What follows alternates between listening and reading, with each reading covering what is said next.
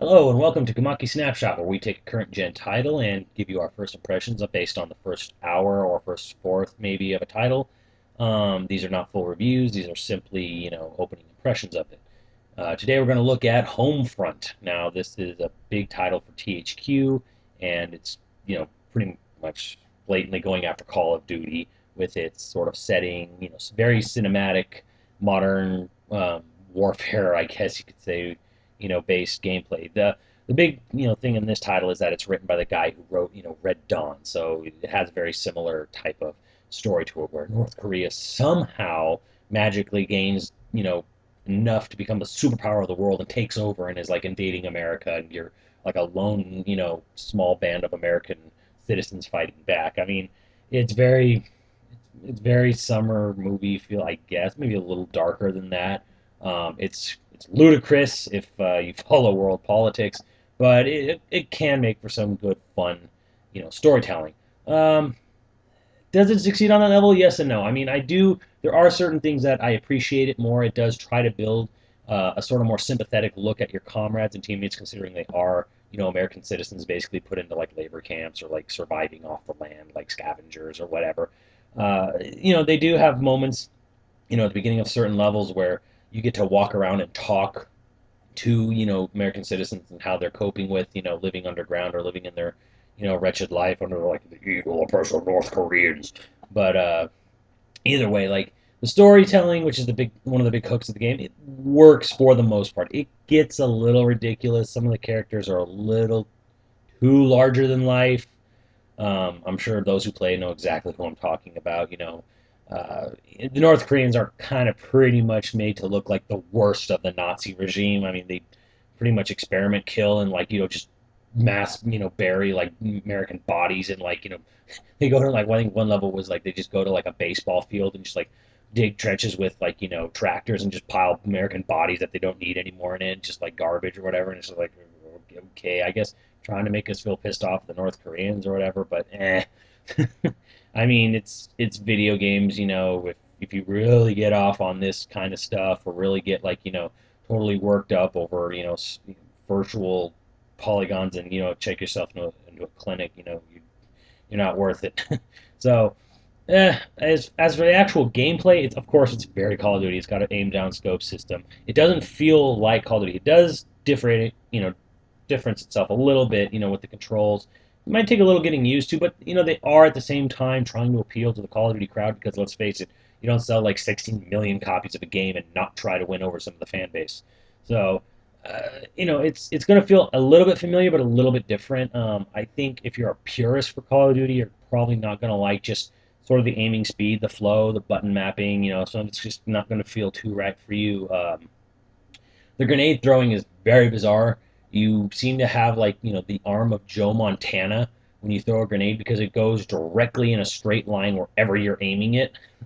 So don't expect any sort of realistic grenade physics with this title.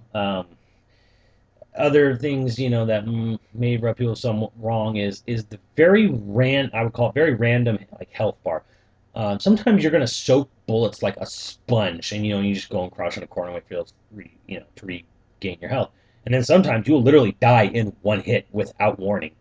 I'm guessing there are headshots that are factored into the title, but I mean you might go through like the same area, because enemies actually they're scripted. They pop up in the exact same spot like Call of Duty, and you'll go through, and you might like have a tough time getting through, and you die instantly always, and you're just like, wow, these guys keep getting headshots. And then you'll go through one time and just mow them all down and be able to take like 50 hits, and you're like, what the hell did I do differently?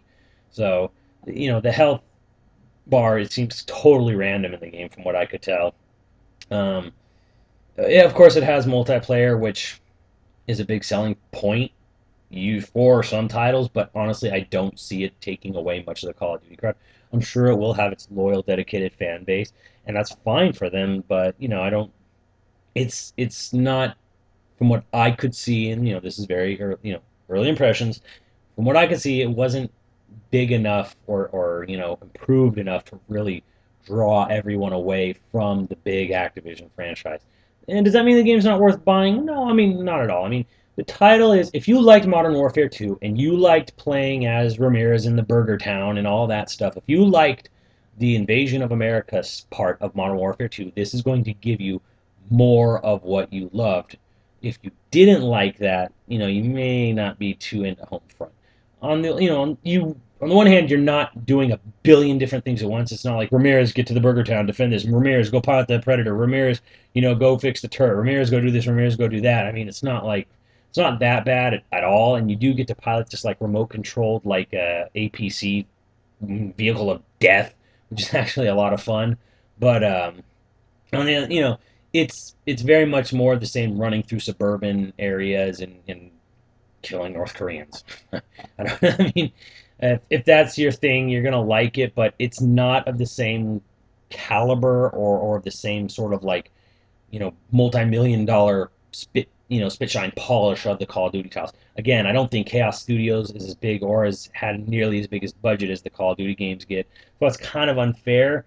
But at the same time, if you're going to so openly, compete with them, you're gonna probably have to be as good, if not better, to win people over. And it's just kind of unfair because the way THQ's they probably spent more money marketing this game than they did actually funding the development of the title. I mean, I can't say that for sure, but it almost feels that way. So in the end, though, if you liked Modern Warfare 2 and you liked the Russian invasion of America parts, you're gonna like Homefront.